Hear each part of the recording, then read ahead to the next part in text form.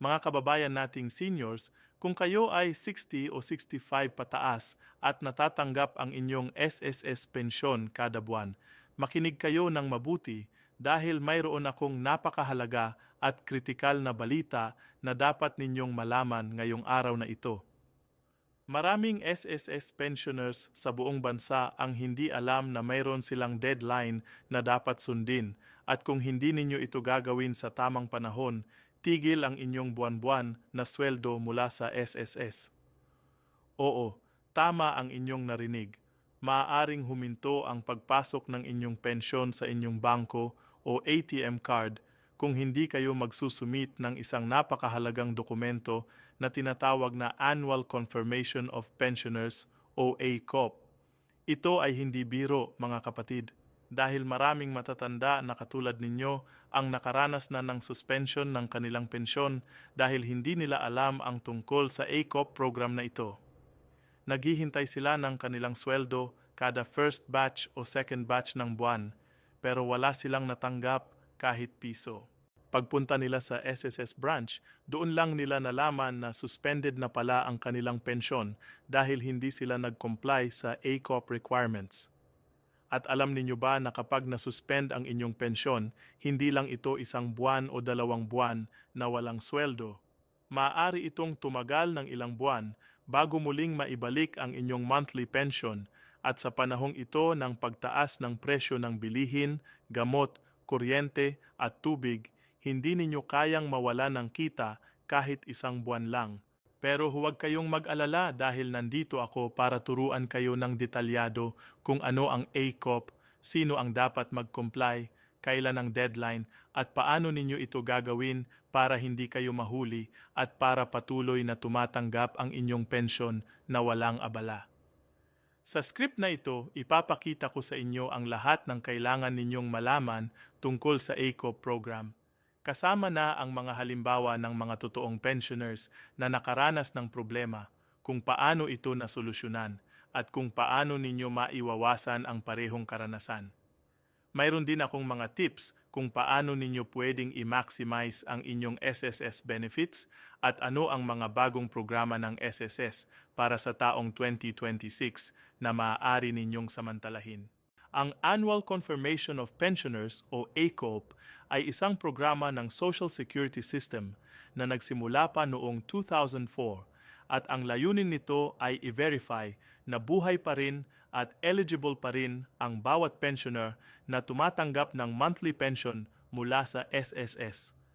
Isipin ninyo mga kapatid, may mahigit 3.8 milyon na SSS pensioners sa buong Pilipinas na tumatanggap ng retirement pension, disability pension o survivor's pension at kailangan ng SSS na siguruhing lahat ng taong nakakatanggap ng benepisyo ay tunay na eligible pa rin at hindi na namatay o hindi na dapat makatanggap dahil sa ibang dahilan. Kaya naman ginawa ng SSS ang ACOP program para protektahan ang pondo ng Social Security System at para masigurado na ang bawat piso na inilalabas ay napupunta sa tamang tao. Hindi ito pamemersonal sa inyo o hindi ibig sabihin na hindi sila nagtitiwala sa inyo. Ito ay standard na proseso na kailangan sundin ng lahat ng pensioners para mapanatili ang integridad ng sistema at para hindi maubos ang pondo na para sa lahat ng miyembro. Ngayon, sino ba ang kailangan mag-comply sa ACOP program na ito? Una sa lahat ng retirement pensioners na nakatira sa Pilipinas at edad 80 pataas ay required na mag-comply sa ACOP simula March 2024. Ibig sabihin, kung kayo ay 80 years old na o mas matanda pa at tumatanggap ng retirement pension mula sa SSS, kailangan ninyong sumunod sa ACOP requirements taon-taon. Pangalawa, lahat ng permanent total disability pensioners ay kailangan ding mag-comply sa ACOP, walang pakialam kung ilang taon na kayo o saan kayo nakatira. Pangatlo, ang surviving spouse pensioners o yung mga balo na tumatanggap ng survivor's pension dahil pumanaw na ang kanilang asawa na miyembro ng SSS, kailangan din nilang mag-comply. Pang-apat, ang mga dependent children pensioners o yung mga bata na tumatanggap ng pensyon Dahil pumanaw ang kanilang magulang na SSS member, kailangan din na mag-comply ang kanilang guardian o representative payee. At panglima, kahit na ang ibang retirement pensioners na wala pang 80 years old ay maaring kailanganin mag-comply sa ACOP under certain circumstances, lalo na kung may nagdududa ang SSS sa kanilang eligibility o kung may problema sa kanilang records. Ang pinakamahalagang bagay na dapat ninyong malaman ay kung kailan ang deadline para sa inyong ACOP compliance. Ayon sa revised guidelines ng SSS na inilabas noong December 2023 through SSS Circular 2023-013, ang compliance schedule ay nakabase sa inyong birth month. Halimbawa, kung ipinanganak kayo ng January, dapat kayong mag-comply ng ACOP sa buwan ng January. Kung ipinanganak kayo ng February, dapat kayong mag-comply ng February at ganoon din para sa ibang buwan. Pero mayroon din kayong option na mag-comply ng maaga, pwede kayong mag-submit ng inyong AQP form hanggang 2 buwan bago ang inyong scheduled reporting month. Ibig sabihin, kung ang inyong birth month ay March, pwede na kayong mag-submit ng ACOP form as early as January. Ito ay napakagandang option para sa mga gustong maunang mag-comply at hindi na mag-alala sa deadline. Pero ano ang mangyayari kung hindi kayo mag-comply sa tamang panahon? Ito ang dapat ninyong katakutan, mga kapatid, dahil ang consequences ay napakabigat. Una, kapag hindi kayo nag-comply sa ACOP sa tamang schedule, ang inyong monthly pension ay automatikong masususpend 1 month after the month of your birth. Halimbawa, kung ang inyong birthday ay sa March at hindi kayo nag-comply ng ACOP sa March, ang inyong pension ay masususpend na starting April. Ibig sabihin, wala kayong matatanggap na first batch o second batch payment ng April dahil suspended na ang inyong account. Pangalawa, kung hindi pa rin kayo nag-comply after 2 years from the month of suspension, ang inyong pension ay automatikong makakansela na permanently.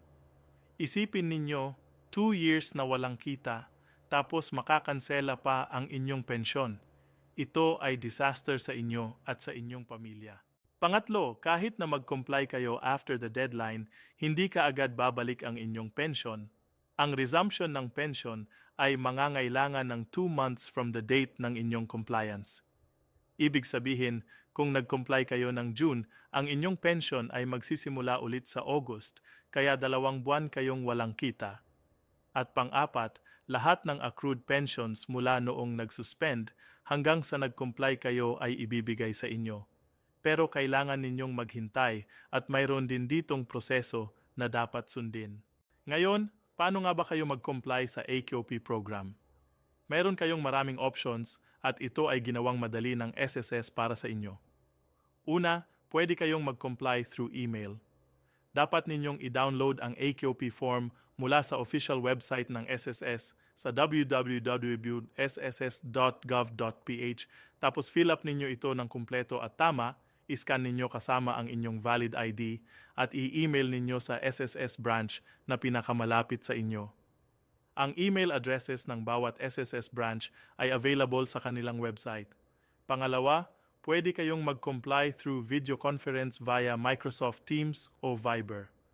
Kailangan ninyong mag-set ng appointment sa My SSS portal, piliin ninyo ang Compliance to Annual Confirmation of Pensioners under Purpose, piliin ninyo ang ACOP through video conference under Type of Compliance at pumili ng preferred channel na MS Teams o Viber. Magpakita kayo sa video call with your valid ID at sasagutin ang mga tanong ng SSS personnel. Ito ay perpekto para sa mga seniors na mahirap maglakad o hindi na pwedeng lumabas ng bahay dahil may sakit. Pangatlo, pwede kayong mag-comply through over-the-counter sa SSS branch. Mag-set kayo ng appointment sa My SSS portal, piliin ninyo ang ACOP through over-the-counter under Type of Compliance, pumili ng date at time, at pumunta sa SSS branch with your ACOP form at valid ID. Pang-apat, pwede kayong magpadala ng inyong ACOP form through registered mail.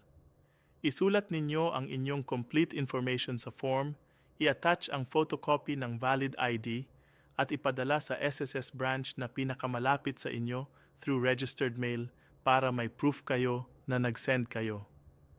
At panglima, maaari ninyong ipasa ang inyong ACOP form through an authorized representative kung hindi kayo pwedeng personally mag-comply.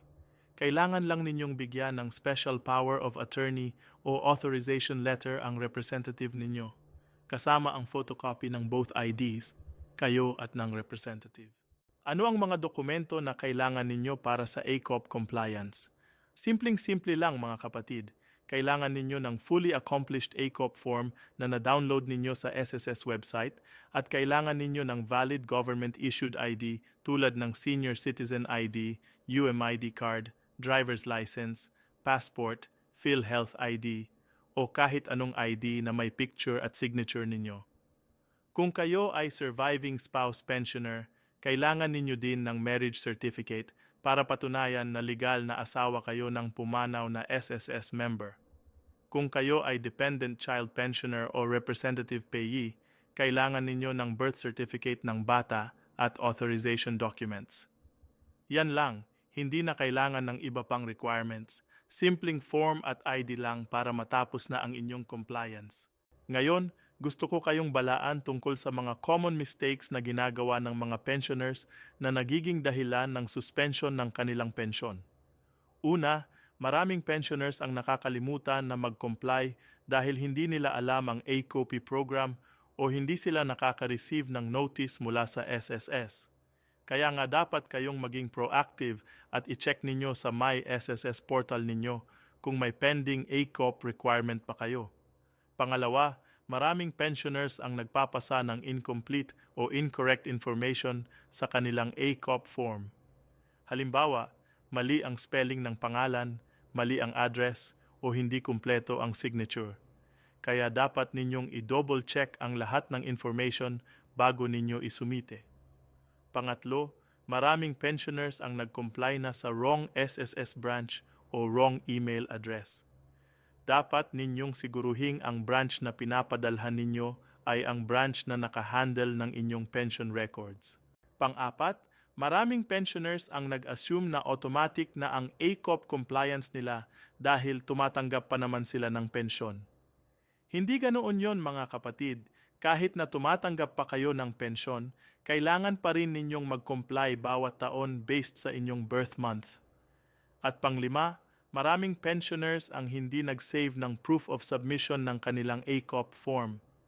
Dapat kayong mag-keep ng copy ng inyong submitted form, email confirmation kung nag-email kayo, o receipt kung nag-mail kayo, para may proof kayo in case may problema.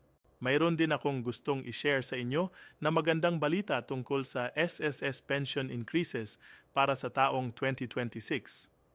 Ayon sa SSS Pension Reform Program na approved na ng Social Security Commission, lahat ng SSS pensioners ay makakatanggap ng pension increase this September 2026.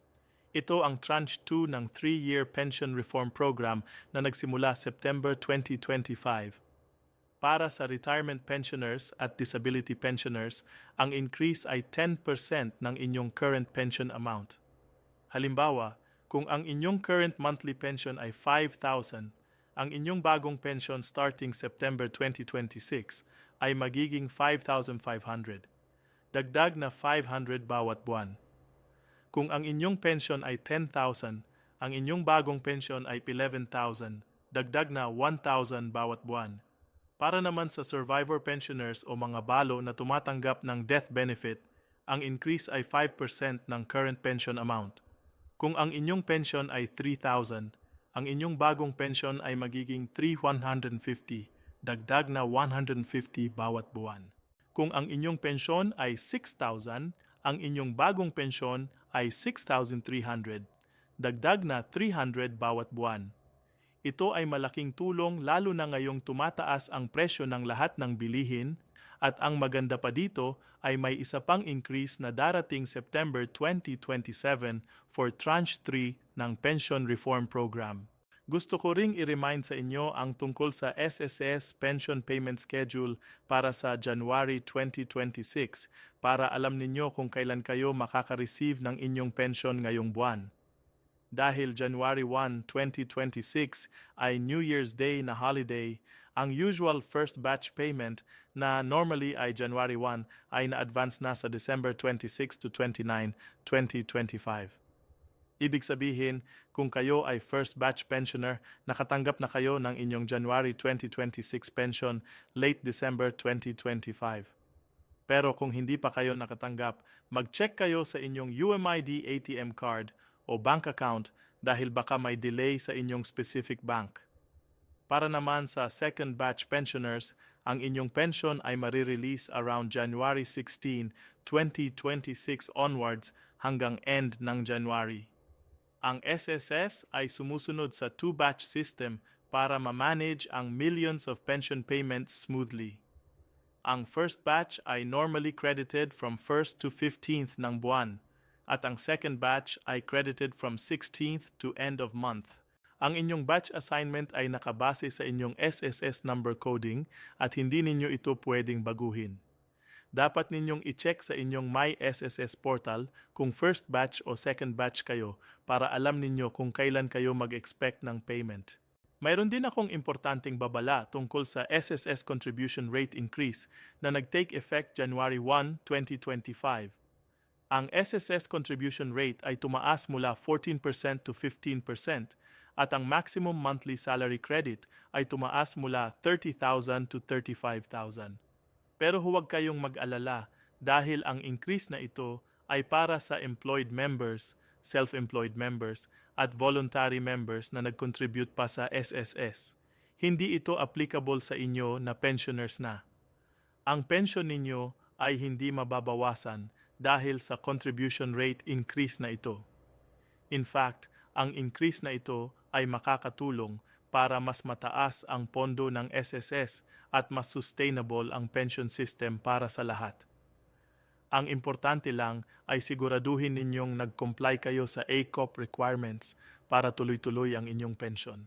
Ngayon, gusto ko kayong turuan ng mga tips kung paano ninyo ma-maximize ang inyong SSS benefits at kung paano ninyo ma-avoid ang mga problema.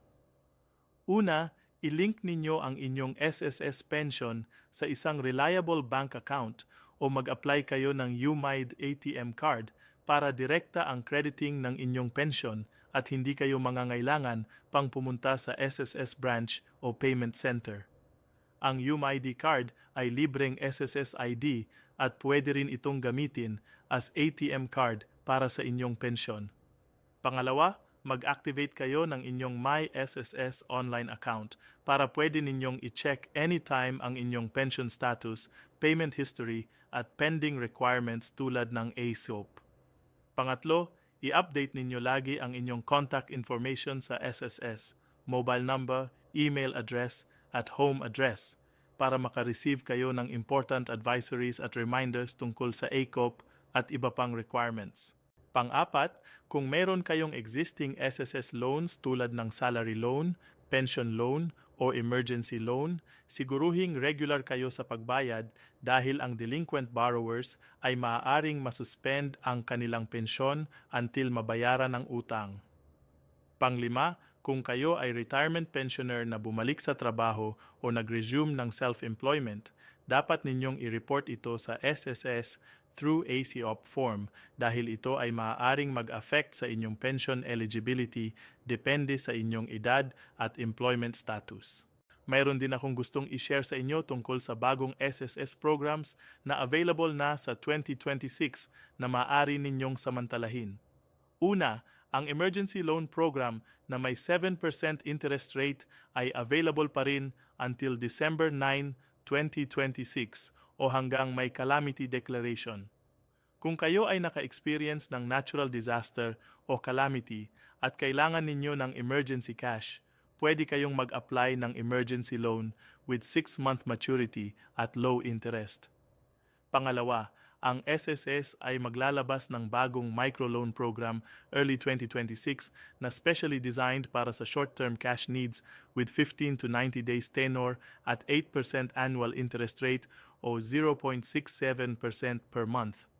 Ito ay mas mura compared sa mga lending companies at pawn shops na nangongolekta ng 5% to 10% interest per month. Pangatlo, ang SSS Pension Loan Program ay available pa rin for retirement pensioners at surviving spouse pensioners. Ang retirement pensioners ay pwedeng mag-loan ng up to 300,000 at ang survivor pensioners ay up to 150,000 na pwedeng gamitin sa medical emergencies, home improvements, o iba pang personal needs. Ang loan ay babayaran through salary deduction sa inyong monthly pension, kaya dapat lang siguruhin ninyong may matitira pa ring sapat na pension amount after the loan deduction para sa inyong daily expenses. Isa pang mahalagang bagay na gusto kong i-discuss ay ang tungkol sa 13th month pension ng mga SSS pensioners.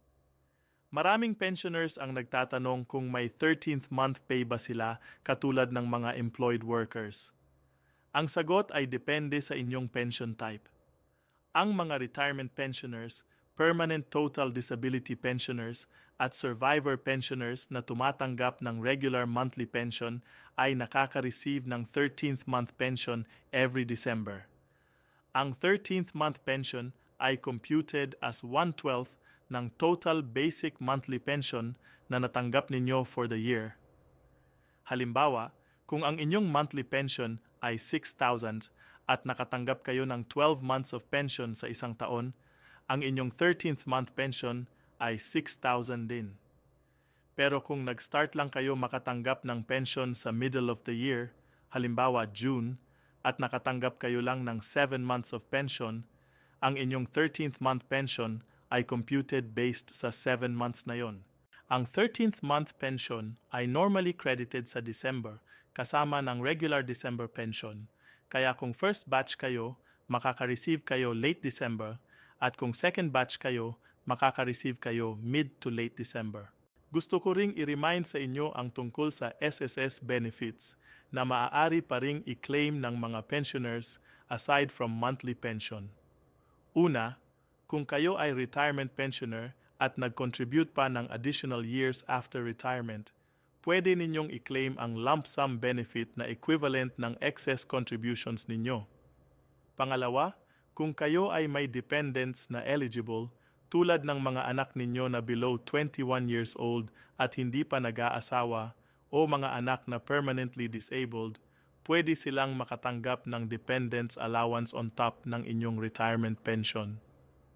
Pangatlo, kung kayo ay temporarily disabled dahil sa sakit o aksidente, pwede kayong mag-claim ng sickness benefit even if nag-retire na kayo, basta nag-contribute kayo ng at least 3 months sa last 12 months before ang sakit.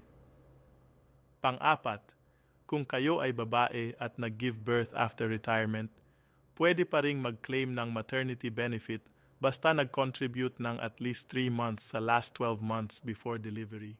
At panglima, kung pumanaw kayo, ang inyong beneficiaries ay makaka-receive ng death benefit, burial benefit, at monthly survivor's pension depende sa eligibility.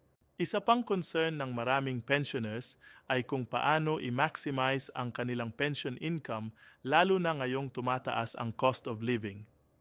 Una, pwede ninyong i-supplement ang inyong SSS pension through senior citizen benefits tulad ng 20% discount sa medicines, 5% discount sa groceries, at free rides sa public transportation pag may senior citizen ID kayo. Pangalawa, pwede kayong mag-apply ng social pension for indigent senior citizens sa DSWD kung kayo ay 60 years old pataas, walang regular pension mula SSS o GSIS, at considered indigent. Ang social pension ay 1,000 per month at kahit maliit lang ito, malaking tulong na rin especially kung wala kayong ibang source of income. Pangatlo, pwede kayong mag-look ng part-time work o small business na kaya pa ninyo gawin given your age at health condition. Maraming seniors na nagtuturo, nag-aalaga ng bata o nagbebenta ng produkto para dagdag kita. Pang-apat, Pwede kayong mag-join ng cooperative o savings club para may additional savings kayo at may dividends na makukuha. At panglima, i-budget ninyo ng maayos ang inyong pensyon. Mag-list ng essential expenses tulad ng food, medicines at utilities at i-prioritize ito bago ang non-essential purchases. Tungkol naman sa tax implications ng SSS pension, gusto ko kayong balaan na ang SSS pension ay generally tax-exempt according to Section 32B, 6B ng National Internal Revenue Code. Ibig sabihin, hindi kayo obligado na magbayad ng income tax sa inyong monthly SSS pension. Pero kung mayroon kayong ibang source of income aside from SSS pension, tulad ng rental income, business income, o interest income mula sa investments, ang ibang income na yon ay maaaring taxable depende sa amount. Kung ang inyong total annual income excluding SSS pension ay lumagpas sa 250,000, kailangan ninyong mag-file ng income tax return at magbayad ng corresponding income tax. Pero kung ang SSS pension lang ang source ng income ninyo at wala ng iba, hindi kayo kailangan mag-worry about taxes dahil tax-exempt ang pension ninyo. Sa mga SSS pensioners na nakatira abroad o overseas, mayroon ding special considerations para sa inyo regarding ACOP compliance. Kung kayo ay nakatira sa ibang bansa, kailangan pa rin ninyong mag-comply sa ACOP annually, pero ang inyong compliance schedule ay may mga adjustments depende sa inyong location. Pwede kayong mag-comply through email by sending your accomplished ACOP form with valid ID copy to the SSS Foreign Representative Office na nakahandle ng inyong area, o pwede kayong mag-comply through video conference. Ang SSS ay may foreign representative offices sa iba't ibang bansa tulad ng Saudi Arabia, UAE, Qatar, Hong Kong, Singapore at iba pa. At ang mga offices na ito ay tumutulong sa mga overseas pensioners na mag-comply sa ACOP requirements. Kung wala namang SSS office sa inyong country, pwede kayong mag-coordinate with the Philippine Embassy o Consulate o pwede kayong mag-send ng inyong ACOP documents through registered mail to SSS Main Office sa Quezon City. Ang importante lang ay siguruhin ninyong nag-comply kayo on time para hindi masuspend ang inyong pensyon. Mayroon din akong mahalagang reminder tungkol sa penalties at surcharges sa mga SSS members na may unpaid contributions o loans.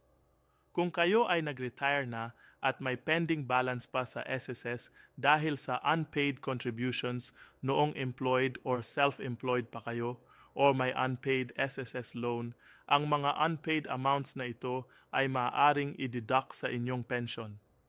Ang SSS ay authorized to offset your pension payments against any outstanding liabilities ninyo sa kanila.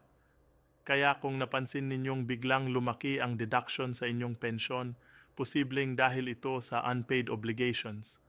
Ang maaari ninyong gawin ay pumunta sa SSS branch o mag-inquire through My SSS portal para i-check kung may pending balance ba kayo at para ma-arrange ang payment terms kung gusto ninyong bayaran na lang ng buo para hindi na lumaki pa ang interest at penalties. Ngayon, gusto kong i-share sa inyo ang mga real-life examples ng mga pensioners na nag-experience ng pension suspension dahil sa ACOP non-compliance at kung paano nila ito na-resolve. Si Lola Maria, 82 years old mula sa Quezon City, ay nag-receive ng retirement pension na 7,500 per month for more than 10 years na. Last year, March 2025, bigla na lang hindi dumating ang kanyang pensyon sa kanyang UMID ATM card. Nagpanik siya at ang kanyang anak at pumunta sila sa SSS branch para mag-inquire. Nalaman nila na suspended ang pension ni Lola Maria dahil hindi nag-comply sa ACOP requirements noong birthday month niya na February 2025. Hindi daw kasi nag-receive si Lola ng email o SMS reminder from SSS dahil outdated ang contact information niya sa SSS records. Nag-comply na agad sila ng ACOP through over-the-counter, nag-submit ng accomplished form with valid ID, at after 2 months, May 2025, nag-resume na ang pensyon ni Lola Maria. Nakuha pa nila ang accrued pensions for March and April na di niya natanggap, so nakuha niya ng May ay 3 months worth of pension. 7,500 x 3 and 22,500. Ang lesson dito ay mag-update kayo ng contact information at maging proactive sa pag-check ng requirements ninyo.